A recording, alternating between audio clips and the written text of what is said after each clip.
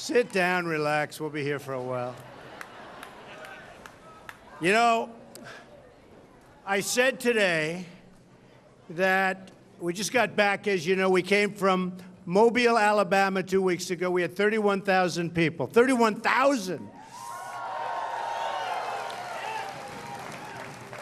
Then we just left Dallas, where we were in the great Mavericks, as you know, the Mavericks building, the basketball team, a great team, a wonderful team. And Mark Cuban was so nice. He called, we know Mark, right? Good guy. And what happened is he said, what about using the arena? I said, well, how much do we have? How long do we have? And how many seats? It's 20,000 seats. They filled it up in 2 days. Is that good? I then flew from Dallas, always making speeches. I then flew, because we have to make our country great again, right? I then flew, and this was sort of fun, we flew to a very nice place, Los Angeles, right? And we went to the USS Iowa, and we were honored by a great vets group, which gave me an endorsement. They endorsed me. The vets liked me, and I love the vets. We have a lot of vets here tonight.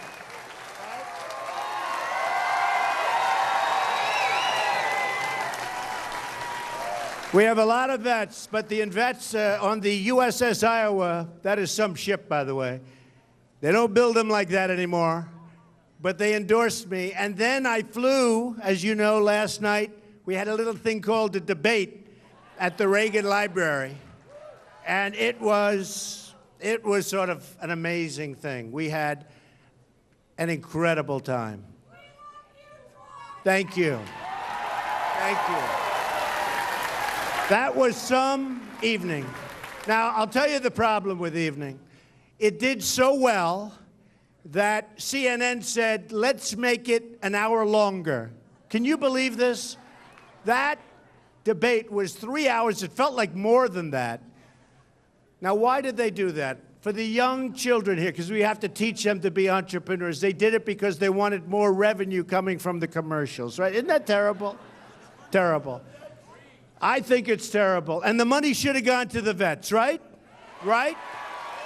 The money should have gone. They made a lot of money. They made a lot of money. But in the end, it was an incredible time, and we had an incredible time. And I got such great remarks. Look at this. We just wrote this down. Time magazine, they did votes as to who won the debate last night, right? So Time magazine, 114,000 votes as of 6 p.m. Trump, 56. Carly Fiorina, 19. Rubio, 7. Ben Carson, 4. The rest not doing too good. Then Drudge. We love Drudge. We love Drudge. Donald Trump, 51%. We had a total of 668,000 votes cast. Trump, 668,000. Think of it, 51%. Second, Fiorina, much less, like much. Then Rubio, then Cruz, then, I'm not going to mention the next name because I don't like him very much. Then Newsmax, way up ahead. Newsmax, you like Newsmax. I like it too. The great Chris Ruddy, I like it too. Donald Trump, first place by a lot. The Street, Donald Trump, 52%. That's a lot when you have all of these guys. That's a lot. You know, it's not against two people. It's against Donald Trump, 52%, first place. Then you had Slate. And that's also Donald Trump. So we had a great time. Now, you don't read about that so much on television because coming out, boy, Fox treated me shabbily. They treated me shabbily. But that's okay. CNN, a little bit better. They treated me a little bit better. But the end result is people know what happened. It was an incredible time. And we are going to do something very special. There's a great movement going on, and it's a special movement. It's a movement where people want to see our country be great again. They want to see things happen. They want to see the right things happen. They want everybody to get together, work, You know, the people of New Hampshire, you love to work, don't you? Don't you love to work? Huh? And, you know, so I had a little news yesterday because he's a great person and he's a great winner. I love winners. We love winners, right? So a great winner, Tom Brady. Tom Brady, right?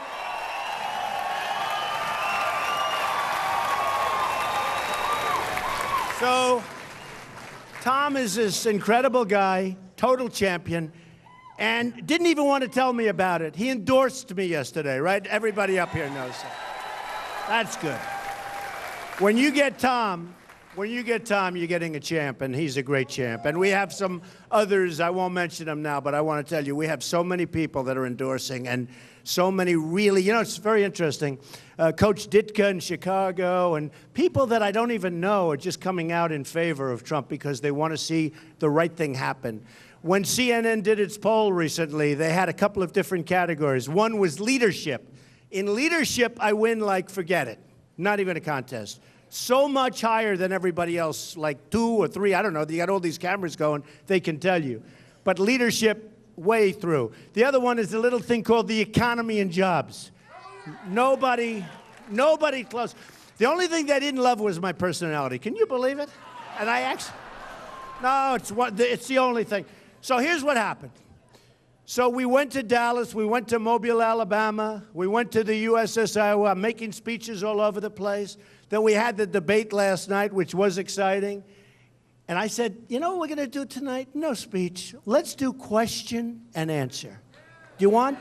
So I want to just say, I'm going to say a few words, and then we're going to do question and answer. And you can make them vicious, violent, horrible questions, even though you're sort of probably on live television. How many cameras are lit? Yeah, there's a lot of them. Every time I speak now, it's on live television. You know why? It's a very simple business, ratings. If I didn't get ratings, those cameras would not be on, okay? They would not be on.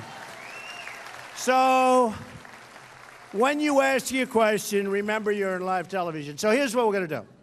We're going to talk for just a couple of minutes, military. We're going to make it so strong, so great, so powerful. And I always say, we'll probably never have to use it. Who wants to use it? We've got to have it. Because right now, what's happening in the world, we need that military and we need that protection, and we're going to have it if Trump is elected president. That I can tell you. That I can tell you. As part of that, because I consider it part, but as part of that, we're taking care of our vets, okay? And the vets are going to be so happy. But they love me anyway. I don't have to do this. I'm just telling you. And I've been up here many times. Where's my man? Stand up. Have I been up here many times? With my guy. And we're going to take care of things. And so many vets in New Hampshire. And they're not treated right. They're not treated right. But they're not treated right anywhere. You know, 2 weeks ago on Wednesday, they had the longest wait in a waiting room that anybody can remember. Okay, think of it. The longest wait, where they'd wait 3 days, 4 days, 5 days. Not going to happen anymore, folks. Not going to happen anymore. Not going to happen. And we're going to come out with a plan, but one of the things we're going to do, when you're going to have to wait that kind of time, you're going to go to private practice, you're going to go to private hospitals, you're going to go to, even if it's public, we'll take care of costs. And believe me, it'll be less expensive and you'll get much better service. But you're not going to be waiting in rooms for 5 and 6 and 7 days to take care of a condition that can be done immediately. It's not going to happen. It's not going to happen. The other thing I want to just dwell on for 2 seconds, and you've heard, but we are going to build a wall at the border. We're going to build a wall.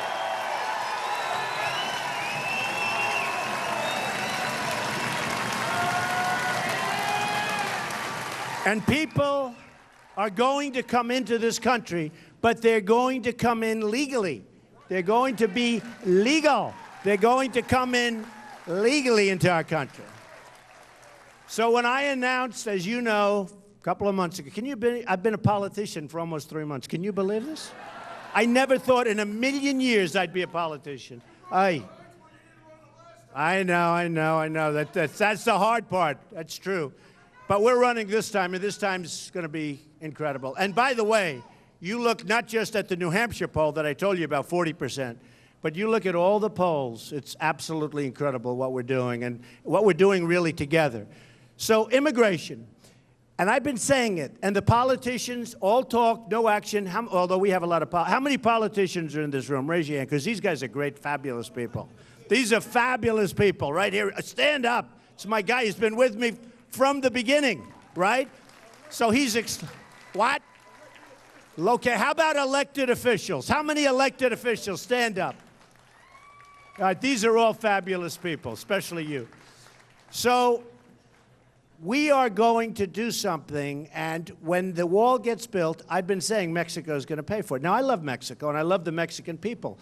I have people, I do business with Mexico. I do business with Mexican people and entrepreneurs. I have many, many people from Hispanics working for me. Many, many, many Hispanics. But you know what? The problem is, whether it's China or Japan or Mexico, they're outsmarting our leaders. And we're not going to let it happen anymore. We're not going to let it happen. Okay? We're not going to let it happen. I asked about a week ago, I said, I want to know, what is the trade deficit? United States trade deficit. What is it with China? It's almost $400 billion a year. We're talking about a year. In other words, we're losing almost $400 billion. That's only China. In Japan, it's about close to $75 billion every year. And it's been pretty steady. It's going up, of course, because, of course, why wouldn't it? They get smarter, smarter. We get dumber, dumber. So it's getting worse. So then we get to Mexico. And, with Mexico, it's about $45 billion. Could even be now more than that. So everybody says, now watch these politicians. I see even the people I'm competing against, the so-called candidates. You saw them last night. Some are very nice, by the way. But you look at it and you say, and they say to me, you can't really do that. Why would Mexico pay? They won't pay. They'll never pay. Then I say, why wouldn't they pay?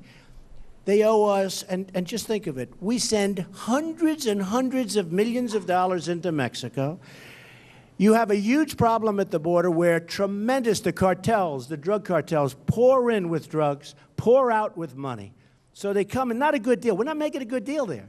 But they are coming in with hundreds of, you have to see this, the numbers. They're staggering. Get shipped all over the United States. And then people say, oh, the wall doesn't work. You ask Israel whether or not a wall works. Believe me, a wall properly done, a Trump wall works. That I can tell you. That I can tell you. But, these guys, the politicians, and they're politicians, so I understand. I understand where they come from. My whole life I've dealt with politicians. They'll say, you can't get Mexico to pay for the wall. It'll never work.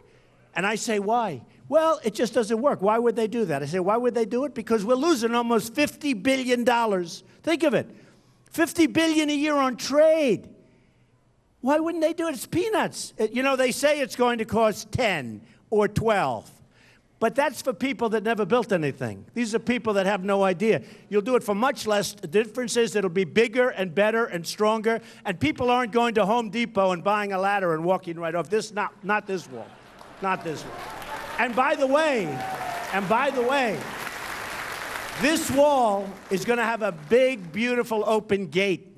We're going to have a nice opening. And when people want to come into this country legally and they want to go through the process, and it's going to, we all welcome them. Is that a correct statement? I mean, we welcome.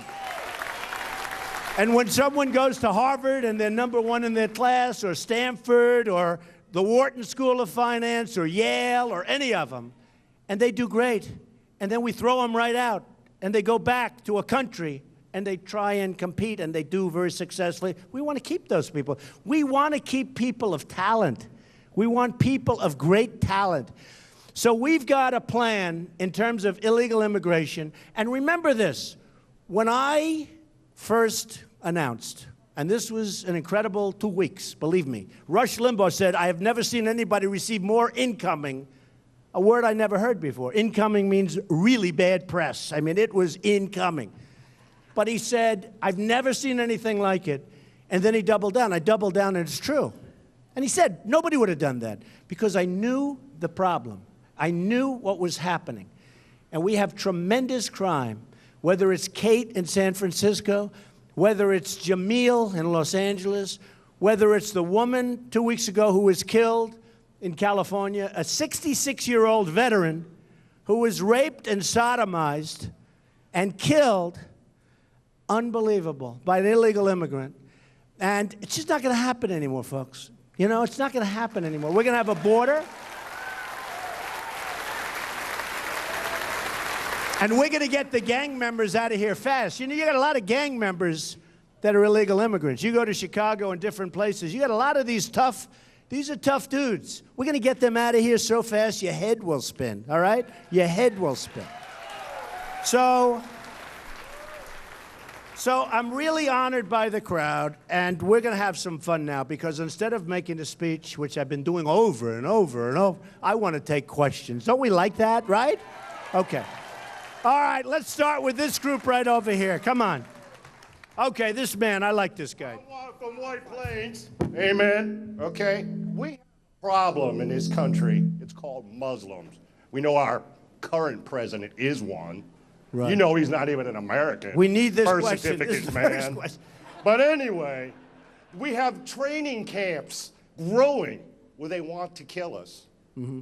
That's my question. When can we get rid of We're going to be looking at a lot of different things. And, you know, a lot of people are saying that, and a lot of people are saying that bad things are happening out there. We're going to be looking at that and plenty of other things. Okay, go ahead. Yes, ma'am. Go ahead. Go ahead. You know, I definitely got to ask you a good veteran question. Welcome, first of all, to New Hampshire. Donald, last night was a disgrace. CNN did not touch on any of the issues that are going on with veterans' health care. It's true. Women veterans' health care. That's true. I actually asked him about that. There wasn't one question relating to the veterans. That's true. Did anyone even ask them why? I know that's a Clinton News Network. Is it that they don't like veterans, or? You know what? There was not one question relating to that, and not too much on the military, by the way, but nothing relating to the veterans. Those days, believe me, are over. Okay. Yes, ma'am. Go ahead. Go ahead. Hi, Mr. Trump. Thanks for being here. The economy and job market is a big issue. I just finished my master's degree, and now during my job search, I'm told I'm either overly or underly qualified. I believe the unemployment rate is skewed. What can you do to improve the job market for people like me, qualified, talented, educated U.S. citizens? You know, it's such a question. I get it all the time. It's an amazing question. One of the things we're doing, we'll be taking our jobs back from China and Japan and all of these other places that have been ripping us for years. I've been talking about this for 10 years, 15 years. No politician sees it. We're bringing our jobs back here. We're bringing our manufacturing back here. One of the things, and I will tell you, it's probably maybe the question, other than the vets, maybe it's the question I get asked the most, okay? And that's people, young, beautiful, great people, they go to college, in many cases borrow a lot of money to get through college. They're so proud of themselves. They do well. They're good students. They work hard. They get out. They can't get a job. With Trump, you know, there's an expression, I will be the greatest jobs president that God ever created. I tell you that. That's what you need. Okay. Can you hire me, please? Go ahead. Go ahead. Go ahead. Then we're going to go right around here. We'll go around. Don't worry about it. A lot of people with hands up. Okay, let's go. Mr. Trump, I was wondering when we can get together and work on the unsafe conditions at the Seabrook plant. It's been a month since I gave you that information. I remember that. I remember you gave it. And I think you and I should have a press conference, because both governors in Massachusetts and New Hampshire aren't protecting the first responders. And I would like to work with you on it. Okay, we'll take a look at it. We're going to look at it. Go ahead. Next, back here. Go ahead. So when it comes to paying off debt, the United States doesn't have that good of a record there. Go ahead. So I have a question about the Trump wall. Right, Trump wall. When it comes to paying off debt. Trump wall? He goes, see, that's what's going to happen. Hey. Yeah. That's why I'm going to make this wall so beautiful, because when I'm gone, they're going to probably change the name to the Trump wall. I've got to make it beautiful. I've got to make it big, big and powerful and beautiful. Go ahead, Toby. Okay. Tell me, and okay. by the so way, he said on that Trump point, wall, I didn't. On Go that ahead. point, so the United States, we don't have such a good record when it comes to paying off debt, right? We all know. Not such a good one. No, we owe 19 trillion. I would say we're not doing too well. Exactly. So how is it that we're going to expect Mexico to repay their debt? Because by they building make wall? a fortune off us. They make a fortune. They make so much money. They're taking our business. You know, Nabisco We is also now borrow a moving. lot Wait a and we don't minute. pay it Wait. off. Do you like Oreos? The cookies, right? I'm not eating Oreos anymore. Nabisco is closing their plant, a big plant in Chicago, and they're moving it to Mexico. Ford is building a $2.5 billion plant in Mexico. Mexico's doing very well. We love Mexico, but they're doing very well. We need leaders that can deal with them and deal with all the other countries, and not just the three I named. We need leaders that are smart and tough and cunning. You know, I have Carl Icahn lined up. I have some of the greatest business leaders in the country lined up. Really tough, smart people. And they're going to help us, and they're going to go and negotiate, and we're going to make great deals, and we're going to bring jobs back so that you can get a job. Okay? You like that? Okay. Come on, over here. Question. Yes, sir. Go ahead with the hat. Welcome back to New Hampshire. Thank you. You think it's hot enough in this place? Man. This, you know, last night was pretty hot. This blows it away. Go ahead. I applaud the gentleman who brought up the Muslim training camps here in the USA. The FBI knows all about that. Right. But America has also guns pointed at ordinary citizens here. One of the Don't get nervous. You're in about 7 television networks. Don't get nervous. one of the bureaus is the Don't choke. Bureau of Land Management. Go ahead. In the agriculture. Now they're going into different ranches, shutting them down. Right, that's right. Overregulation, but they seem to be pointing a gun to make sure they get their fees. This is our own government putting us at siege. How can we get in there and stop this? Well, so many things are outrage? going to change. You know, these are regulations, and but so many things. That's one. You know, one of the things, being in real estate, we have Army bases, Navy bases. So many are for sale. And so many have been sold over the last short period of time. And you say, how many can we sell? I see it all the time. They come across my desk. So many. Things are going to change. Okay, go ahead. You had a question over there? Go ahead. Go ahead, you. Young, handsome guy. Go ahead. This gentleman, Daniel Tabis, was a friend Daniel of mine. Tabis was a great man. He's also Yeah, one my of friend. He was my friend. He passed away. He was my friend. He's one of America's rags to riches It's stories. true. I think that America's kind of lost that American dream. What can Donald Trump do to bring that back? So Dan Tabis is from Philadelphia, became a big banker, but a really good banker, a real banker. And he was a friend of mine. He passed away a few years ago, and he was a very, very successful guy and a great guy, and you're right about it. Look, we will bring the American dream back, that I can tell you. We're bringing it back, okay? And I understand what you're saying. And I get that. I get that from so many people. Is the American dream dead? They're asking me the question, is the American dream dead? And the American dream is in trouble, that I can tell you, okay? He said it's on life support. It's in trouble. But we're going to get it back, and we're going to do some real job. How about the man with that beautiful red hat? Stand up. Stand up. What a hat. What does that say on it? Wow. Make America great again. That's beautiful. Beautiful.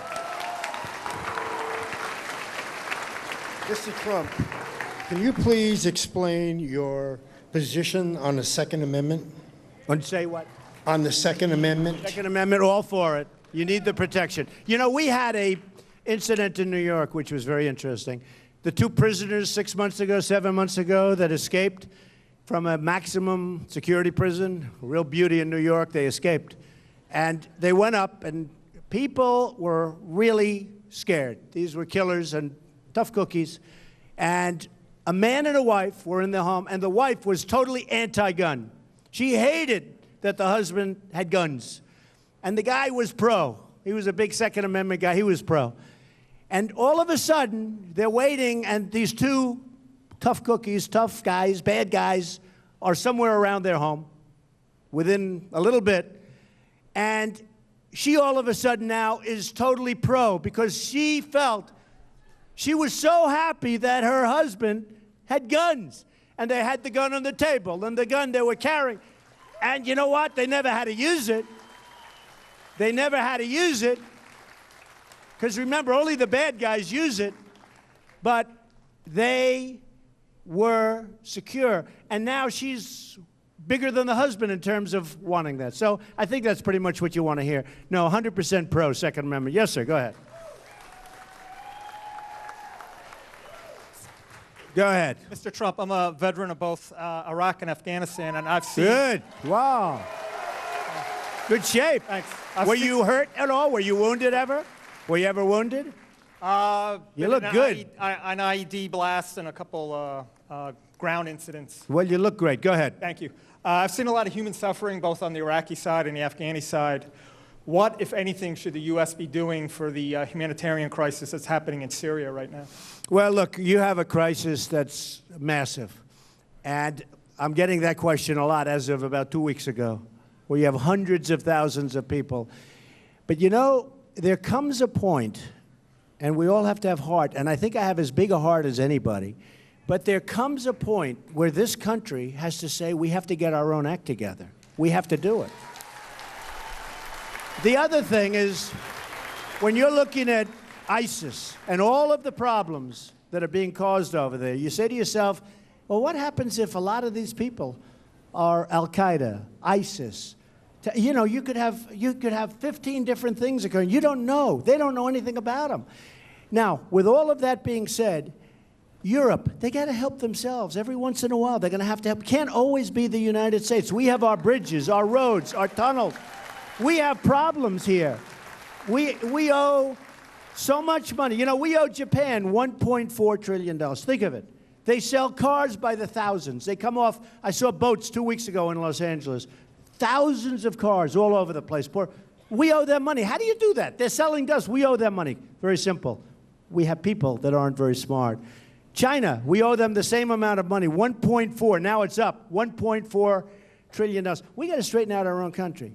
With that being said, you have the Gulf states, very rich, Saudi Arabia, Qatar, Bahrain. They take nobody. They don't want to have anybody, okay? They don't want to have anybody, all right? Nobody. You have Europe. You have all these places. They got to help. Now, what I do like is a safe zone. You know, you get a lot of sand in Syria, right?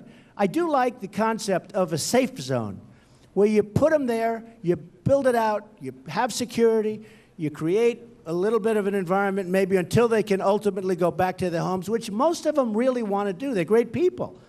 I mean, they're caught in this horrible conflict. But the concept of safe zone is something that really makes sense. Probably they even like it better. They stay, and we help them. And we help, but we have to help Europe. And the Gulf states have to contribute. You know, Saudi Arabia before the oil price, but, you know, in all fairness, so now it's a little bit less. Saudi Arabia was making so much money beyond anything and beyond anybody's comprehension. All of these countries have to get together and they have to fund it. We can do something, but we have to get other people to help us. We can't be the patsy every time there's a problem, and in the meantime, our airports are third world. Our bridges are falling down. You see the safety record on our bridges, like 62% are in danger. Our roads are collapsing all over the country. We are a mess. So we want to build our country, and we want to help people on a humanitarian basis, but we have to do some things to help ourselves. I mean, it's time maybe for us to help ourselves. Okay, in the back, go ahead, in the back. Let's go. Then I'm going to these people that have the lousy seat. They're looking at the back of my head.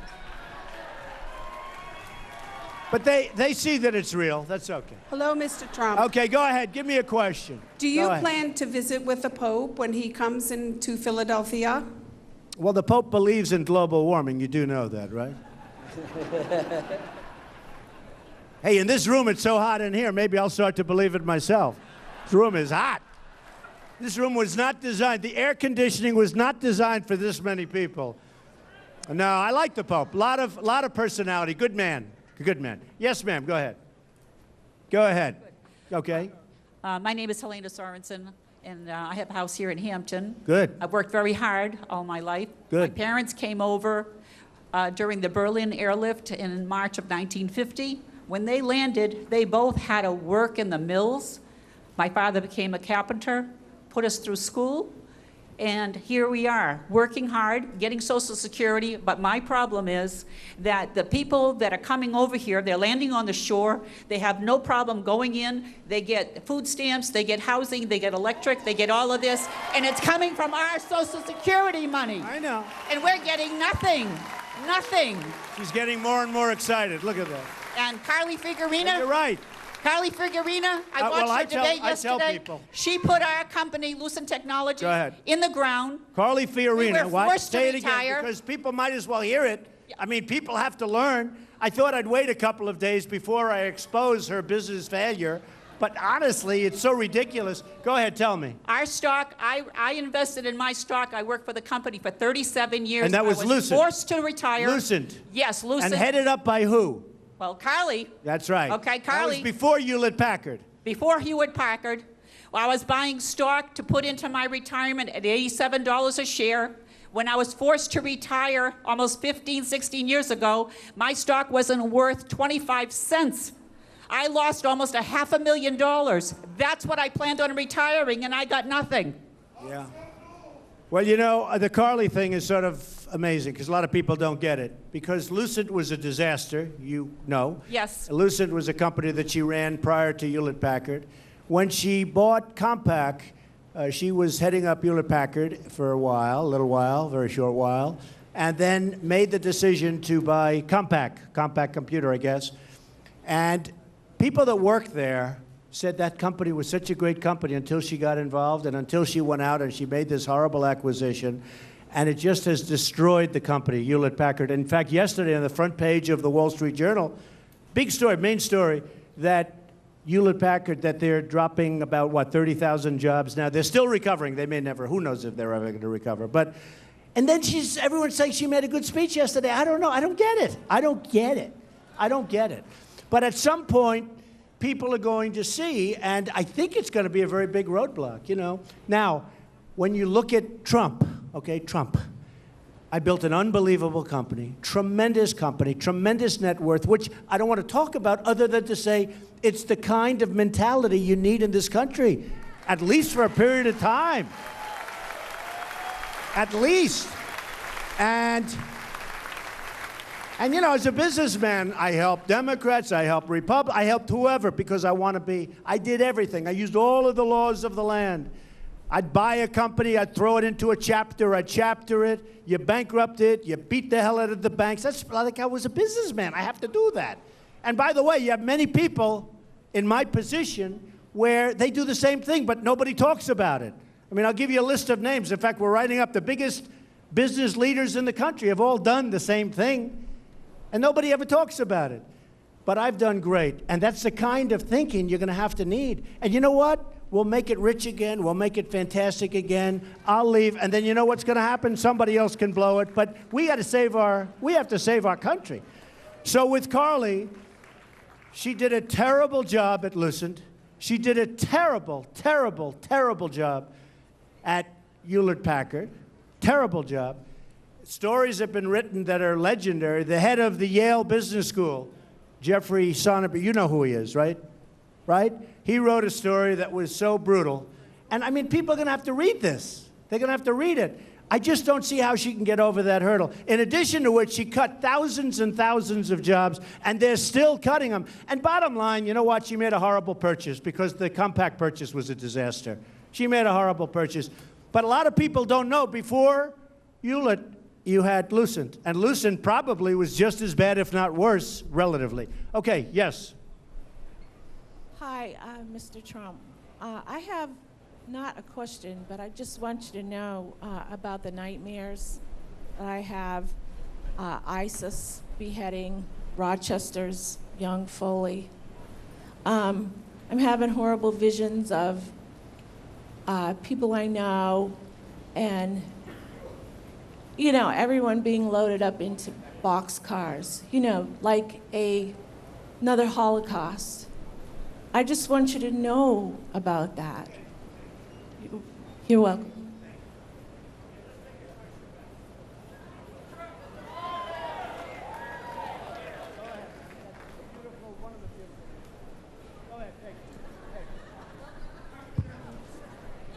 Does anybody have a towel?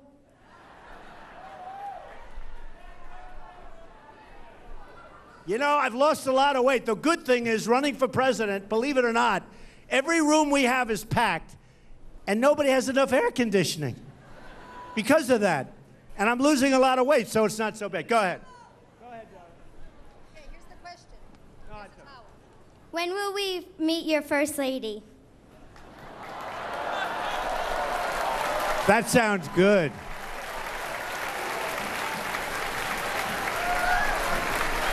Wow, that sounds so great. Thank you, darling. Okay, go ahead, wherever. Go ahead, right here. My question is just simply, when you're talking about the deportation of our legal aliens here that are used to taking all the money out of coffers, why is it that you don't identify how much it costs to keep them versus how much it costs to send them back? What a great, he's a businessman. Hey, he's from New Hampshire. What else is there?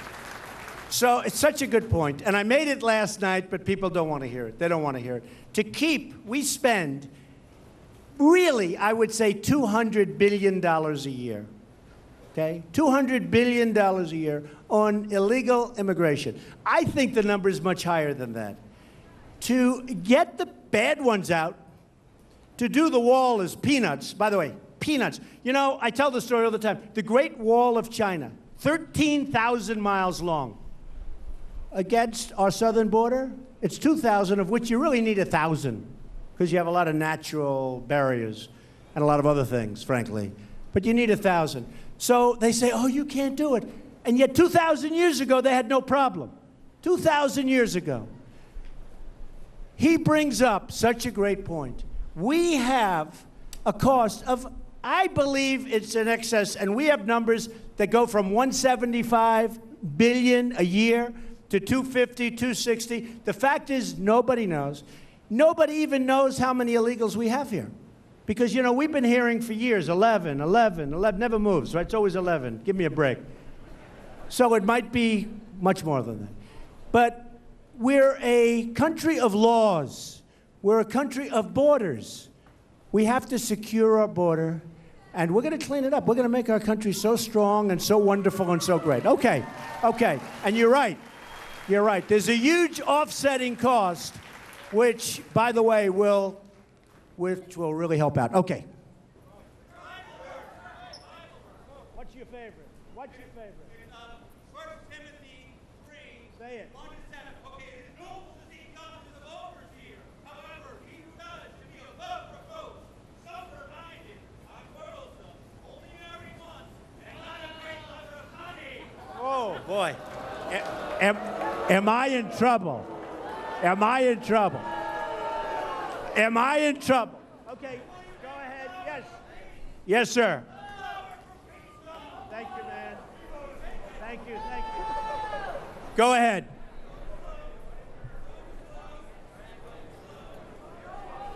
Okay, thank you. Thank you, thank you. Go ahead, can you hear it?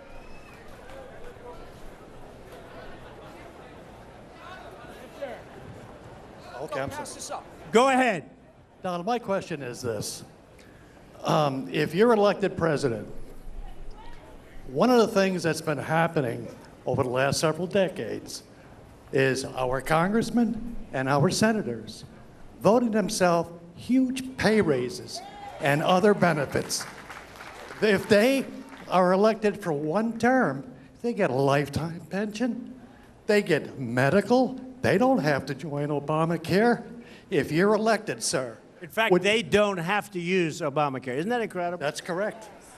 If you're elected, would you introduce a bill in both houses to roll back these excessive benefits? And then the people that don't vote for it or voted down will be fired come election time. So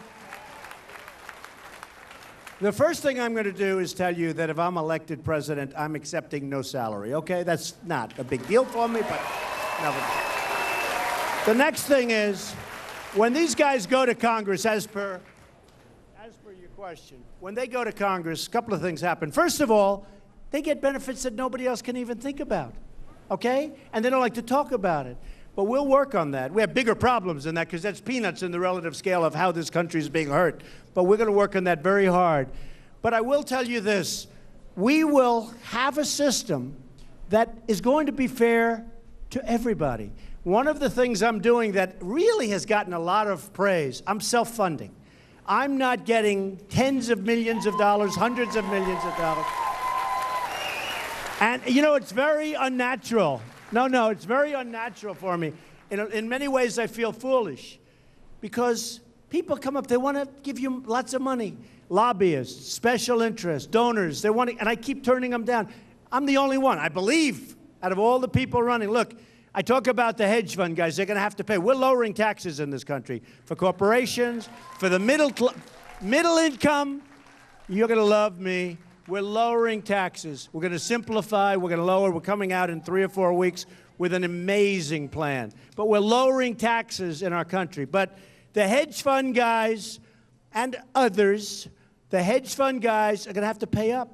They're going to be paying. And you know what? That's okay. Somebody said, that's not very Republican. I don't see anybody weeping in here. I don't see anybody weeping. But you're going to be very, very happy when you see what we do with the taxes, when you see what you do with jobs, with economic development. You are going to be very, very happy. Go ahead. Okay. Oh. Yes. Hello. Oh, hi. Thank you. Everybody has awesome Don't get questions. nervous. You're not getting nervous. Okay. But everybody has awesome questions, very big picture, and I love that. My question's a little closer to home. Okay. I just spent the last 2.5 years and $50,000 working to keep my daughter safe.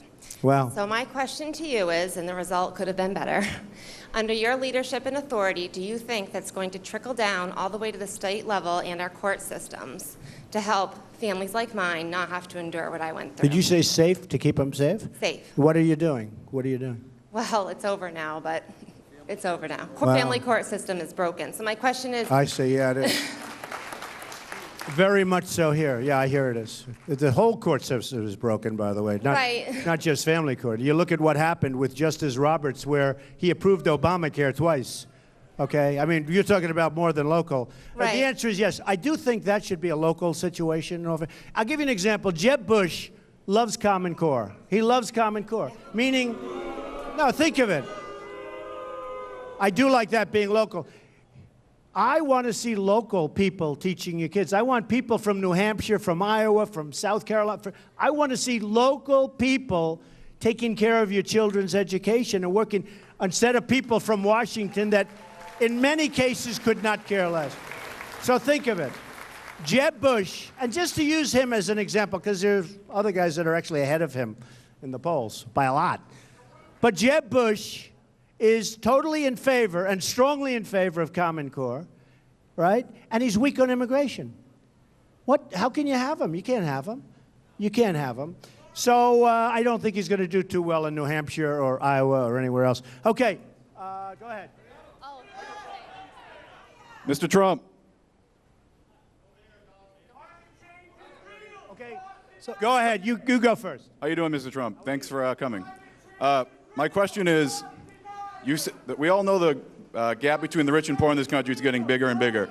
And our American manufacturing is getting sent overseas with all these horrible trade deals.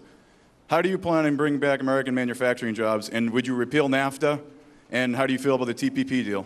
Okay. Your new trade deal is a terrible deal. And one of the big things that really is hurting us is currency manipulation. It is a disaster, and that answers that question. That deal is not the deal that should be made. I've not been a fan of NAFTA. You know about NAFTA better than anybody because your places have been just stripped out of all of New England. And you know what's happened. They've gone to Mexico. They've gone all over the place. But I am not, and I have never been a fan of NAFTA. We are going to bring our jobs back. We're going to have Ford and these other companies, instead of going down to Mexico and lots of other places, we're going to have them build here. We're going to give them the incentive that they need to build here. Go ahead. Go ahead. Go ahead, darling. Hi, Mr. Trump. Hi. I'm Megan. I'm a volunteer with the League of Conservation Voters, and Good. I'm here to ask you what your plan is to reduce pollution that is driving climate change and endangering public health. That's an interesting question. Let me ask you a question. Okay. So we have global, let me ask you this. Okay, take it easy, fellas. How many people here believe in global warming? Do you believe in global warming? Who believes in global warming? Who believes in global warming?